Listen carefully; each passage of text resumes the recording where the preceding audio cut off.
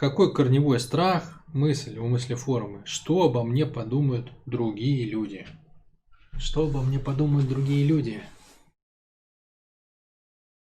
Есть такая мыслеформа. Я слово мыслеформа не использую, если вы обратили внимание. Ну да ладно. Значит, какой корень у этого, да? Какой корень у этого? Отбиться от стаи. Вот какой корень у этого.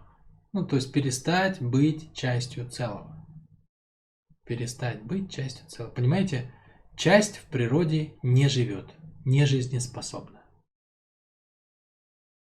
Часть в природе, отдельная, оторванная, не живет. Вот это элементарно проверяется. Берете целое тело и отрезаете от него кусок. Не знаю, берете цветок, отрезаете, отрываете у него лепесток. Цветок останется жить, лепесток помрет. Берете, не знаю, палец, ну это я прикалываюсь, конечно, да? Отрезаете палец, ну вы останетесь жить, а кусок пальца сгниет, там съедят его червяки. Вот. Берете, ну не знаю, там, корпус автомобиля, отрываете от него кусок корпуса какой-то, да? Крыло левое, переднее. Автомобиль будет ездить, а крыло будет валяться на дороге и постепенно заржавеет. То есть часть в природе не выживает. И тем более, конечно же, не выживает в природе человек. Отдельный. Да? То есть общество живет, вот город живет. Возьмите одного зашкирятник, отнесите его в пустыню, или вообще просто куда-нибудь. И он не выживет. Не, он может выжить за счет леса, там, я не знаю, есть грибы, там, коренья выкапывать. Вот. С волками там жить, как Маугли. Ну, во-первых, он будет асоциален, он уже не будет как бы человеком в полноценном смысле. А во-вторых, он все равно с кем-то, да? То есть, если вы его в вакуум от матушки Земли, оторвете его от тела матери, от Земли, то он не выживет. Мы без мамы не можем жить. Мы без мамы с вами не можем жить. Мама – это Земля. Вот, она создает все, она создает атмосферу, она дает поверхность, на которой мы стоим. Если вы обратили внимание, все тело выстроено таким образом, чтобы опираться на землю. Все кости, органы дыхания, все конечности работают определенным образом, так, чтобы опираетесь на землю. Вот. То есть оторванный от своего контекста человек не выживает в природе. Смерть. Оторванность от остальных есть смерть. И отсюда начинаются всякие игры, да? Что если ты плохо себя ведешь, то мы тебя куда-нибудь от нас там изолируем. Поэтому исторически основное наказание, которое, да, для тех, кто плохо себя ведет в социуме, как будто он один, да, не замечает. Да? Для них какое наказание всегда? Отдаление, да? Иди на остров куда-нибудь, выгоняли из стаи, сейчас выгонять некуда, сажают в тюрьму, да? Изоляция, отстраненность, чтобы не портил жизнь другим своим плохим поведением. Вот, ну и из этого, да, уже начинаются игры, манипуляции и так далее, что кто-то кого-то обидел, про кого-то кто-то написал плохое слово на заборе или в интернете. Кто-то про кого-то что-то там ляпнул, шепнул на ушко. Вот, и пошло-поехало. Люди начинают заботиться о том, что они говорят. Да? Возникает вопрос репутации, слухов. Как ко мне относятся, меня любят или не любят, я нравлюсь или не нравлюсь. Потому что если меня не принимает коллектив, да, то кому я нужен тогда?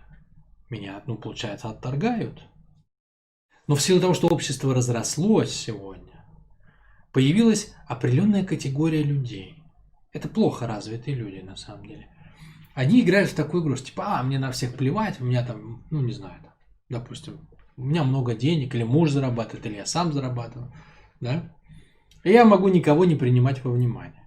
И эта игра прокатывает, да? Прокатывает, пока человек не попадает в какую-то особую ситуацию. Она прокатывает за счет того, что он в силу своего положения может вот всех держать на расстоянии, да, но живет он все равно за счет социума. То есть кто-то подметает улицу, кто-то привозит продукты, кто-то их готовит. Просто он откупается, да, откупается от этих связей.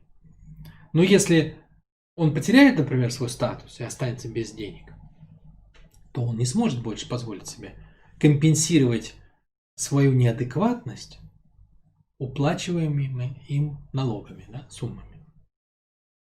Вот, и ему придется возвращаться. Но когда у тебя есть такая возможность, многие люди выбирают показывать, что типа я преодолел, да, то есть в чем тут крутость, да, в чем тут якобы понт? В том, что я настолько крут, что преодолел зависимость от чужого мнения. Это не так, на самом деле. Это не так. То есть, если коллектив мощно разворачивается, глобально всей страной, да, то, естественно, никакой человек этого не выдержит. Вот. И отсюда, понимаете, люди делятся на две группы. Можно даже, так сказать, на три. На тех, кто вообще не понимает этого процесса. Ну и они живут, как будто они одни, пока их не ударят дубиной по голове. Это игра номер один. Игра номер два – это обратная. Это те, кто все время подстраивается в угоду другим. Люди эмоциональные, как я их теперь называю, люди с беспорядочными эмоциональными связями. То есть они всех жалеют, они такие добрые, все ими пользуются. Там и все такое.